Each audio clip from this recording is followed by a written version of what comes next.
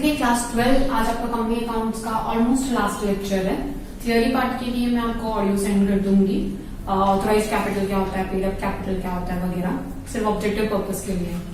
अब question number 17 और 18 दो सम्स बचे थे एंड लास्ट मैंने आप लोगों को बोला था कि अलग अलग कंडीशंस दी रहेंगी और उसके हिसाब से एंट्री करनी है, एक फ्लो में नहीं चलती है एंट्री। मैंने ये सारे लेक्चर साथ में ही रिकॉर्ड किया है, पूरा कंपनीज एक्ट। कुछ भी डाउट रहेगा, कंपनीज अकाउंट, तो कुछ भी डाउट रहेगा तो प्लीज मेरे को मैसेज कर देना। हम ऑनलाइन लेक्चर में डिस्कस करेंगे पूरा चैप्टर और उसके बाद नया चैप्टर स्टार्ट करेंगे। नया चैप्टर मोस्टली एडमिशन होगा, एडमिशन ऑफ पार्टनर्स, क्योंकि फाइनल अकाउंट में पहले भी बोला था स्पेस बहुत कम पड़ जाती है मुझे। पहले एडमिशंस कर लेते हैं, फिर एनपीओ, रिटायरमेंट, डेथ, उसके बाद देखेंगे फाइनल अकाउंट का। फाइनल अकाउंट वैसे भी लास्ट में रिवाइज किया तो आप लोग को अच्छे से याद रहेगा, ये कंपल्सरी क्वेश्चन है।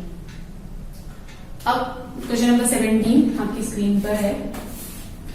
Prashant trading company limited forfeited 100 equity shares of ₹100 each due to non-payment of final call of ₹30 and the same were reissued at 50 per share fully. ये हो गई फर्स्ट कंडीशन। सेकेंड है Swanand trading company limited forfeited 1000 equity shares of ₹10 each on which application money to and allotment money ₹2 shares was paid. The first call money of ₹2 per share remained unpaid. The company reissued all the forfeited shares at the rate of ₹5 per share, 8 paid up. तो अब यहाँ पर है ना, आपको सिर्फ journal entry लिखनी है क्योंकि हमको दो कंपनीज की बुक में करनी है अलग अलग केसेस के हिसाब से, तो हम किसी कंपनी का नाम स्पेसिफाई नहीं कर सकते। अब फर्स्ट केस में क्या हो रहा है, Prashant trading company limited forfeited 100 equity shares of ₹100 each, मतलब इन्होंने फुल्ली कॉल्ड अप किया था और अभी forfeit करना। नॉन पेमेंट क्या हुआ, फाइनल कॉल एंड वापस रीइश्यू किया। जब भी रीइश्यू किया 3 एंट्रीज, तो पहले हम क्या करेंगे, forfeit। तो ए की फर्स्ट एंट्री है equity share capital account debit. कितने शेयर forfeit करने हैं हमको, forfeit Prashant trading company limited forfeited 100 equity shares of ₹100 each, यानी 100 शेयर और ₹100 के ही है, 10,000 10,000 यहाँ आएंगे। अभी 2 equity share forfeiture account 100 into जितना भी इसने पे किया होगा, 2 इक्विटी शेयर क्या पे नहीं किया इसने, 2 इक्विटी शेयर फाइनल कॉल, तो 2 equity share final call account debit, final call debit नहीं, 30 रुपए, मतलब इसे पे कितना कर दिया होगा, ₹70। ₹100 पे करना था, 30 पे नहीं किया, मतलब 70 तो पे कर दिया होगा, तो ये आ जाएगा आपका 7,000 और ये आ जाएगा 3,000।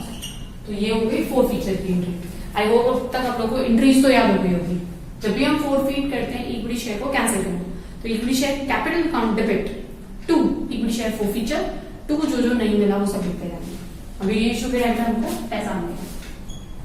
बैंक अकाउंट डेबिट 100 शेयर से रीइश्यू कर रहे हैं 15, तो 50 का तो फटा, तो हम लोग निकालेंगे वो इक्विटी शेयर forfeiture अकाउंट से 100 into 50 debit 2 equity share capital account, मतलब ₹5,000 हमको मिल रहा है, 5,000 हमको forfeitures में से एडजस्ट करना है, 10 को मिलाकर हो गया 25,000।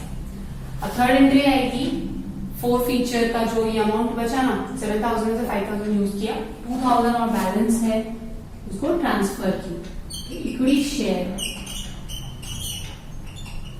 forfeiture अकाउंट डेबिट 7,000 में से 5,000 यूज कर चुके हो तो 2,000 और बचा है, उसको ट्रांसफर करेंगे to capital reserve.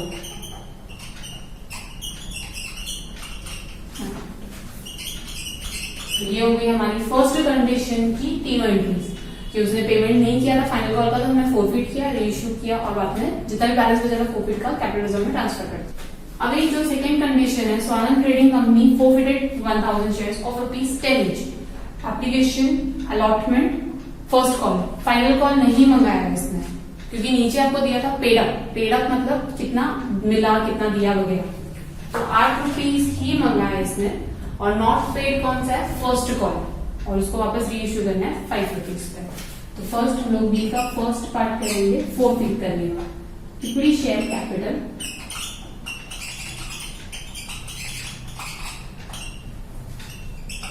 1000 share into 8 rupees ही अभी तक है, उसने पूरा 10 रुपया नहीं मंगाया, तो इक्विटी शेयर कैपिटल में उतना ही डालना है जितना अभी तक पैसे कंपनी ने मंगाए हैं। तो 8000 to equity share forfeiture account,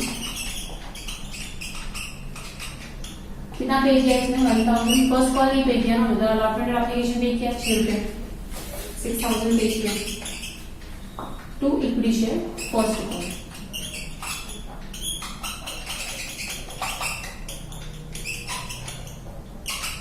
first call था 2 रुपीज का, तो ये 2000 रुपए। अब ये हो गया फोरफीचर। अब चलते हैं रीइश्यू पे इसके बाद सब। तो हमने जो स्वरानंद ट्रेडिंग कंपनी लिमिटेड है उसको फोरफीट किया और इसके बाद रीइश्यू करना है। तो रीइश्यू मतलब बैंक में पैसा आया, बैंक अकाउंट डेबिट 1000 के लिए पैसा कितना आया हमारे पास 5 रुपीज, 5 पे इश्यू कर रहे हैं, तो 5000 रुपीज मिलेगा। उसके बाद हमारा कॉल्ड अप पेड अप कितना था 8 रुपए, मतलब 8 रुपए तक हमारे पास इक्विटी शेयर कैपिटल होने चाहिए थे, 3 रुपए का नुकसान। तो equity share forfeiture account 1000 into 3 rupees debit. आपको कभी भी है ना, जितना भी आप शेयर फोरफीट कर रहे हो, सॉरी 3000, जितना भी आप शेयर कैपिटल में इतना दिखा रहे हो ना, ये ऊपर वाला अमाउंट मिलाकर उतना होना चाहिए। 8000 लिखा है, 8000 होना चाहिए टू इक्विटी शेयर कैपिटल, क्योंकि तभी आपका ये equity share capital debit cancel होगा। आपने एक बार क्या किया, फोरफीट किया, मतलब वापस मंगा लिया, मुझे वापस इश्यू किया, तो ultimately equity share capital cancel हो गया। तो ये हमने यहाँ पे डेबिट किया, यहाँ पे क्रेडिट किया, तो हमारे पास सिर्फ पैसे आए 8000, 5000 आए और 3000 हमने एडजस्ट किए। अब थर्ड, जितना भी आपका फोरफीचर में बैलेंस बचा हुआ है, equity share forfeiture account debit. Forfeiture में था हमारे पास 6000, यूज किया हमने सिर्फ 3000 टू कैपिटल रिजर्व, 3000 यहाँ पर ट्रांसफर हो जाएगा। बस इतनी है, सेम वही रीइश्यू फोरफीट, रीइश्यू फोरफीट पे ही वाली एंट्रीज आती जाएगी। बस 2 अलग अलग कंडीशन दी थी, तो आपको ए की 3 एंट्री करनी थी, फिर बी कंडीशन की 3 एंट्री करनी थी, एंड यहाँ पर किसी भी कंपनी का नाम स्पेसिफाई नहीं कर सकते। अब चलते हैं क्वेश्चन नंबर 18 पर। ओके, तो अब चलते हैं क्वेश्चन नंबर 18 पर। क्वेश्चन नंबर 18 में दिया हुआ है कि Dhananjay electronics company forfeited 500 equity shares of ₹10 each, on which ₹6 per share received। अभी धनंजय ने 500 शेयर forfeit किए, 6 रुपया रिसीव हुआ, 4 रुपया नहीं रिसीव हुआ। 3 कंडीशन दी हुई है, ए अगर 8 रुपए पर इश्यू करते हैं, बी अगर 7 रुपए पर इश्यू करते हो, सी अगर 5.5 पे इश्यू करते हैं। उसके साथ में एक और कंडीशन दी है, fully paid up. Fully paid up मतलब 10 रुपए मंगाया, 10 रुपए कॉल किया हुआ, तो यहाँ पर इक्विटी शेयर कैपिटल कितने पे आएगा 10 रुपए। सेकेंड में दिया हुआ है 8 रुपए कॉल, तो इक्विटी शेयर कैपिटल कितने पे आएगा 8 रुपए पे, कि अब तक हमने 8 रुपए ही मंगाए हैं, उसमें तो 6 रुपए भरा है, 2 रुपया नहीं भरा। लास्ट कंडीशन है सेल एंड कॉल्ड अप। अब कॉल्ड अप, पेड अप, इन सब में डिफरेंस क्या होता है? कॉल्ड अप मतलब कितना मंगाया, और जितना मंगाया है ना, हम शेयर फोरफीट के टाइम पर शेयर कैपिटल उतना ही दिखाते हैं। पेड अप उसे कितना पे किया हुआ है या कितना हम लोग ने मंगाया था। तो सबसे पहले तो फोरफीट की एंट्री तो सब कंडीशंस में कॉमन रहेगी, फिर हर कंडीशन में दो एंट्रीज चेंज होते जाएंगी। तो पहला करते हैं हम फोरफीट का entry, equity share capital account debit, कितने 500 शेयर से 10 रुपया, टू शेयर फोरफीचर अकाउंट 500 पे भरा कितना 6 रुपीज, टू भरा क्या नहीं है उसने 6 पे पेड। तो अब यहां पर हमको है ना, ये नहीं बोला हुआ है कि आपका, हमको ये नहीं बोला है कि फर्स्ट कॉल था, सेकंड कॉल था, क्या था नहीं पता। यहाँ हम अमाउंट डाल देंगे कॉल्स इन एरियर्स में, यहाँ आ जाएगा 2 कॉल्स इन एरियर्स अकाउंट। हो सकता सकता है कि वो लास्ट कॉल हो 4 रुपए का, हो सकता है कि वो फर्स्ट कॉल सेकंड कॉल 2 रुपए का हो, नहीं पता हमको कि कौन सा कॉल, क्योंकि कुछ स्पेसिफाई नहीं किया। तो हम लोग ये 4 रुपए कहाँ डाल देंगे, कॉल्स इन एरियर्स में, कि इतना अमाउंट आना बाकी था। तो यहाँ हो गया आपका 5000, यहाँ हो गया 3000 और ये हो गया 2000। अब ये जो एंट्री है ना, ये तो सब केस के लिए सेम ही रहने वाली है, क्योंकि 500 शेयर्स है, 10 रुपीज था और हम लोग ने इतना 6 रुपीज रिसीव हुआ, 4 रुपीज रिसीव नहीं हुआ। अब री इश्यू के टाइम पर अलग अलग कंडीशन है। फर्स्ट कंडीशन में 2 एंट्रीज आती है, री इश्यू की एक एंट्री और सेकेंड जो फोरफीचर का बैलेंस बचता है ना, वो हम ट्रांसफर करते हैं कैपिटल रिजर्व में। तो हर कंडीशन में 2 एंट्री आनी चाहिए, तो टोटल में 6 एंट्री और बाकी। तो री इश्यू करेंगे बैंक अकाउंट डेबिट, कितना मिल रहा है उसको, री इश्यू ₹8, तो 500 शेयर्स इंटू 8। हमारा शेयर कैपिटल दिखाया कितने पे हमने, 10 रुपीज, और इसने भी क्या बोला था, फुल्ली पेड अप या फुल्ली कॉल्ड अप था, मतलब 10 रुपए पूरा मंगाया था। तो बाकी का हम निकालेंगे equity share for future account 500 into 2। एक चीज यहाँ पे याद रखना, अगर आप यहाँ पर इक्विटी शेयर लिखते हो, यहाँ पे भी इक्विटी शेयर ही लिखना, अकाउंट के नाम आप अलग अलग नहीं कर सकते, जो भी यहाँ पर लिख रहे हो वही वाला नाम यहाँ पर भी स्पेसिफाई करना। तो इक्विटी शेयर कैपिटल अकाउंट, ये हो जाएगा 4000, ये हो जाएगा 2000, सॉरी 1000, दोनों मिलाकर 5000। फिर सेकेंड एंट्री फोरफीचर में 1000 यूज किया हमने, 3000 था transfer. Equity share forfeiture account debit to capital reserve, 3000 में से 1000 यूज कर दिया, 2000 और बचा वो ट्रांसफर कर दो। तो ये हो गई पहली कंडीशन की 2 एंट्री। अब सेकेंड कंडीशन में रीइश्यू कितने को हो रहा है, 7 रुपीज, कॉल्ड अप कितना है 8 रुपीज, मतलब हमारा नुकसान सिर्फ 1 रुपी का ही हो रहा है, क्योंकि हमको शेयर कैपिटल को सिर्फ 8 रुपए पे ही दिखाना है। यहाँ पर एंट्री करेंगे हम bank account debit 500 into 7,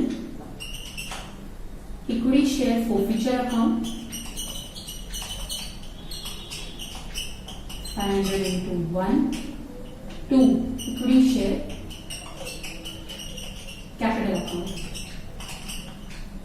500 into 8 rupees. 8 क्यों, क्योंकि यहाँ इन्होंने मेंशन किया 8 कॉल्ड अप है, मतलब 8 रुपए ही हमने मंगाया था, तो हम इक्विटी शेयर कैपिटल में भी 8 रुपया ही दिखाएंगे।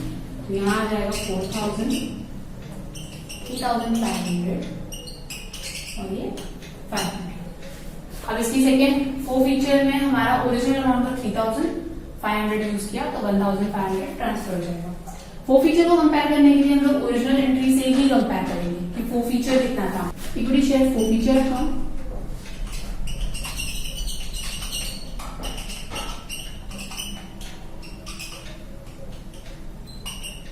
टू कैपिटल रिजर्व, 3000 का फोरफीचर था, हमने यूज किया 500, तो 2500। ये हो गई बी की सेकेंड एंट्री। अब जाएगा सी में 5.5 ही रीइश्यू करें, तो सी की एंट्री में फर्स्ट एंट्री आएगी बैंक अकाउंट डेबिट 500 शेयर से 5.5 पे मिला, तो इक्विटी शेयर फोरफीचर्स से निकालना है,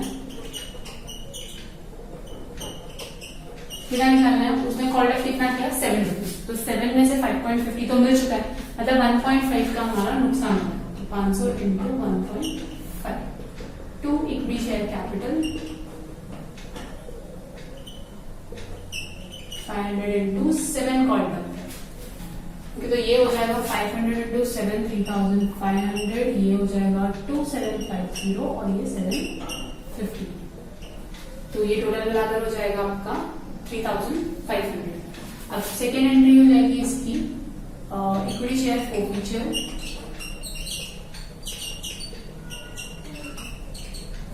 to capital reserve,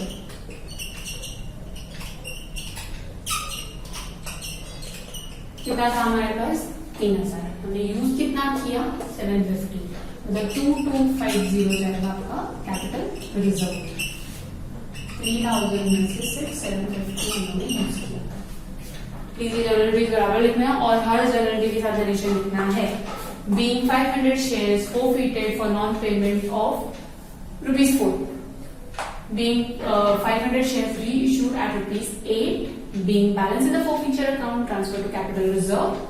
Being 500 shares reissued at ₹7. Being balance in the forfeiture account transferred to capital reserve. Being 500 share reissued at ₹550. Being balance in the forfeiture account transferred to capital reserve. Same entries वही है जो मैंने आपको starting में narration लिखाया था। तो यहाँ तक हमारा कंपनी अकाउंट पूरा कंप्लीट हुआ। बस अब थोड़ा सा थ्योरी पार्ट बाकी हुआ है। ऑथोराइज कैपिटल क्या होता है, पेड अप क्या होता है, कॉल्ड अप क्या होता है, एंड उसके अलावा प्रोसीजर कि किस तरह से पैसे धीरे धीरे आते हैं। तो ये सब मैं आपको इसी लेक्चर के साथ में ही आपको ऑडियो भी सेंड कर दूंगी। तो प्लीज ये चैप्टर अच्छे से रिवाइज कर लेना। उसके बाद हम नेक्स्ट चैप्टर चालू करने से पहले रिवीजन लेंगे, एक टेस्ट लूंगी, उसके बाद नेक्स्ट चैप्टर पर चलेंगे।